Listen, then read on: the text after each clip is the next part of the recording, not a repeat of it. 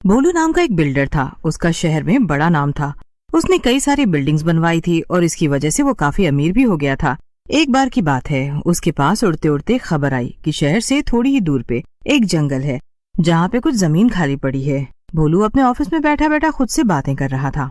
मैंने दूसरों के लिए कई घर और बिल्डिंग बनाई है। मुझे लगता है मुझे अपने लिए भी एक ऐसा सुकून भरा घर बनाना चाहिए जो कि शहर के शोर शराबे से दूर हो। वहाँ पे मैं अपने परिवार के साथ छुट्टियां मनाने जाया करूंगा। काम के चलते मुझे यही शहर में रहना पड़ता है, लेकिन मैं वहाँ छुट्टियां मनाने तो जा ही सकता हूँ। ठीक है, तो ये तय रहा कि मैं उसी जंगल वाली खाली जमीन पर घर बनाऊंगा। भोलू मन ही मन ये तय कर लेता है कि उसे जंगल वाली जमीन पे अपने लिए एक घर बनाना है। वो अगले ही दिन अपने कुछ आदमियों के साथ उस जमीन को देखने निकल जाता है। वाह, ये जमीन तो काफी अच्छी है। बड़ी हैरानी की बात है कि अब तक यहाँ पर कोई रहने नहीं आया। ऐसी जमीन तो करोड़ों में बिकती है, लेकिन मेरी किस्मत बहुत अच्छी है जो मुझे ये एकदम मुफ्त में मिल रही है। साहब, तो काम कब से शुरू करना है? अरे बस कल से यहाँ पर काम शुरू हो जाएगा। तब तक एक काम करो, फिलहाल यहाँ पर 15-20 ईंट रख दो ताकि हम कल आए तो हमें याद रहे कि काम किस जगह से शुरू करना है।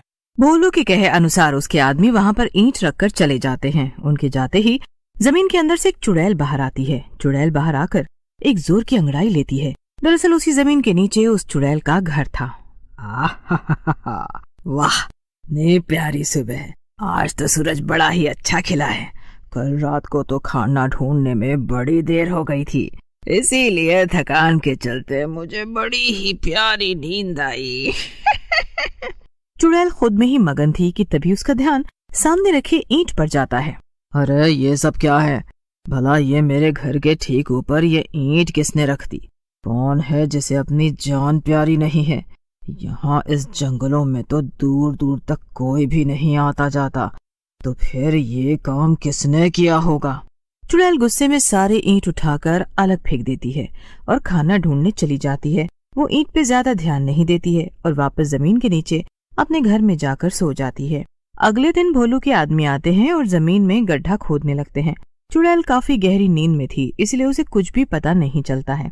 जब भोलू के आदमी सारा काम खत्म करके चले जाते हैं, तब चुड़ैल फिर से जमीन से बाहर आती है। अरे आखिर ये सब क्या हो रहा है? ये रोज रोज कौन है जो यहाँ आकर ये सब करके जाता है? कल यहाँ इतने सारे ईंट थे और आज ये खुदाई?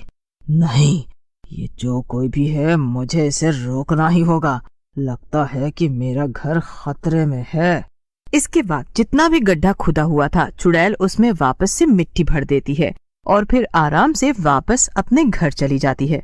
ओहो, बड़े दिनों बाद मुझे इतनी मेहनत करनी पड़ी है, लेकिन चलो आखिरकार मैंने अपना घर तो बचा लिया है।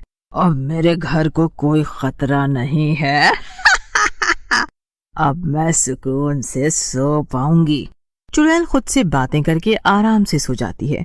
उधर जब काम करने वाले आदमी वापस उस जमीन पर लौटते हैं तो वो मिट्टी को वापस गड्ढे में देखकर हैरान रह जाते हैं। वो सब जल्दी से सारी खबर भोलू तक पहुंचा देते हैं। खबर मिलते ही भोलू भागा भागा वहां आता है। लगता है कि कोई है जो नहीं चाहता कि मैं यहाँ पर अपना घर बनाऊं, इसीलिए वो बार बार मेरे काम में टांग अड़ा रहा है। ठीक है, इस बार मैं यहीं रुककर देखूंगा कि आखिर कौन है मेरा दुश्मन। भोलू अपने आदमियों को कहकर गड्ढे को फिर से खुदवा देता है और उसके बाद उनके साथ झाड़ियों के पीछे छिप जाता है। अंधेरा होने लगता है और भोलू अपने अनजान दुश्मन का इंतजार करने लगता है। अरे कितनी देर होगी मालिक, अभी तक तो कोई भी नहीं आया। कहीं ऐसा तो नहीं कि ये सब किसी जंगली जानवर का काम है? नहीं नहीं, ये किसी जानवर का काम नहीं है। मुझे पूरा यकीन है कि इसके पीछे किसी और का हाथ है। भोलू इंतजार कर ही रहा था कि तभी चुड़ैल वहां पर आ गई। चुड़ैल बाहर निकलकर गुस्से में आग बबूला हो जाती है। ये क्या, यहाँ तो फिर सब कुछ वैसा का वैसा हो गया। आखिर कौन है ये जो बार बार मुझे छेड़ रहा है? चुड़ैल को देखकर भोलू और उसके सभी आदमी डर जाते हैं। अरे मालिक, ये तो चुड़ैल है। लगता है यहाँ जमीन के नीचे इसका घर है। ये तो हम सबने बड़ी भारी गलती कर दी है मालिक। हमने तो सीधे एक चुड़ैल से पंगा ले लिया है। अरे अपना मुंह बंद रखो, वरना वो हमें देख लेगी। और मुझे सोचने दो कि आखिर इस समस्या से बाहर कैसे निकलना है। भोलू अपने आदमी को चुप कराने की कोशिश करता है, लेकिन तब तक चुड़ैल उन्हें देख लेती है। कौन छुपा है वहाँ? जल्दी से बाहर आओ, वरना तुम्हारी खैर नहीं। चुड़ैल की धमकी सुनकर सभी लोग बाहर आ जाते हैं। ओ, तो तुम लोग हो जो मेरे घर के ठीक ऊपर अपना घर बनाना चाहते हो कि मैं अंदर ही कैद हो जाऊं और बाहर ना आ पाऊं। भोलू चुड़ैल की बात सुनकर डरते डरते कहता है। अरे नहीं नहीं, ऐसा नहीं है, उल्टा हम तो तुम्हारी ही मदद करना चाहते थे। दरअसल मैं एक बहुत बड़ा बिल्डर हूँ और मैंने शहर में कई बिल्डिंगें बनाई हैं। मुझे पता चला कि यहाँ पर तुम्हारा घर है और तुम जमीन के नीचे रहती हो। ये सुनकर मुझे बड़ा बुरा लगा। यहाँ पे इतनी सारी जमीन है और सारा इलाका तुम्हारा है, लेकिन उसके बाद भी तुम्हारे पास अपना खुद का घर तक नहीं है। इसीलिए मैं यहाँ आया और तुम्हारे लिए एक घर बनाने की सोची। ओह, क्या सच में ऐसा है? मुझे तो लगा कि सब इंसान एक जैसे ही होते हैं, मतलबी और लालची। पर मेरी डायन माँ सच कहती थी, कुछ इंसान अच्छे होते हैं। तुम भी उन्हीं अच्छे इंसानों में से एक मालूम होते हो। तभी भोलू का एक आदमी चुड़ैल से कहता है, अच्छा अच्छा, ये सब तो ठीक है, पर चुड़ैल मैं तुमसे ये कहना चाहता हूँ कि जब तक ये घर बनेगा तुम्हें नीचे अपने घर के अंदर ही रहना पड़ेगा।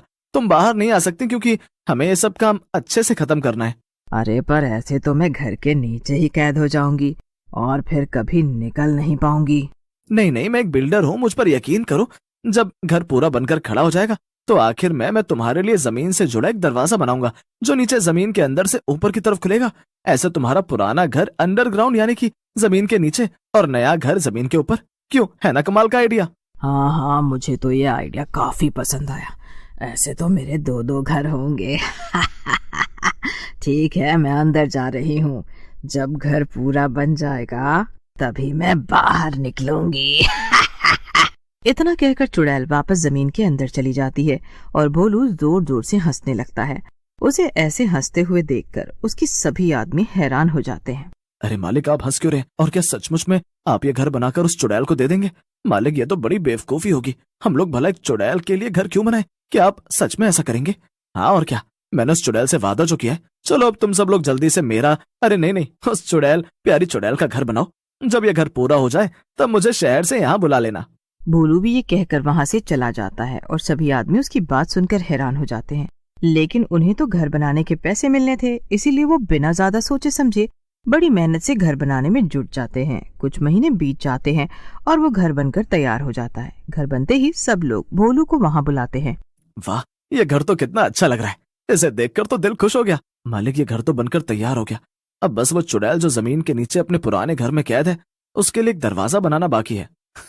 क्या तुम लोगों को सचमुच लगता है कि मैं इस चुड़ैल के लिए दरवाजा बनाऊंगा? नहीं, बिल्कुल नहीं। ये मेरा घर है और अब वो चुड़ैल जिंदगी भर इसके नीचे ही कैद रहेगी।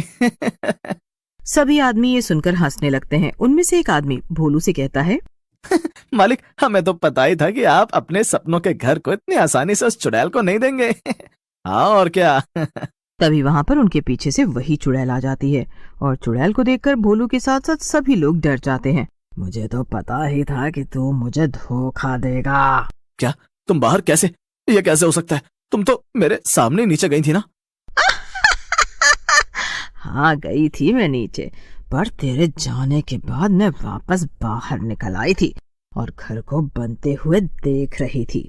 तुझे क्या लगा कि मुझे बेवकूफ बना के तू आसानी से मेरी जमीन लेकर मेरा घर बर्बाद करके ऊपर आराम से रहेगा? चुड़ैल को वहाँ देखकर बाकी सब आदमी तो वहाँ से भाग जाते हैं, पर चुड़ैल भोलू को पकड़कर खा जाती है। अब आया ना मजा। अब मैं बढ़िया मजे से इस बड़े से घर में रहूंगी, वो भी मुफ्त में। फिर क्या था, चुड़ैल अपने नए घर में पहले की तरह ही रहने लग जाती है और उसे उस जंगल में परेशान करने वाला भी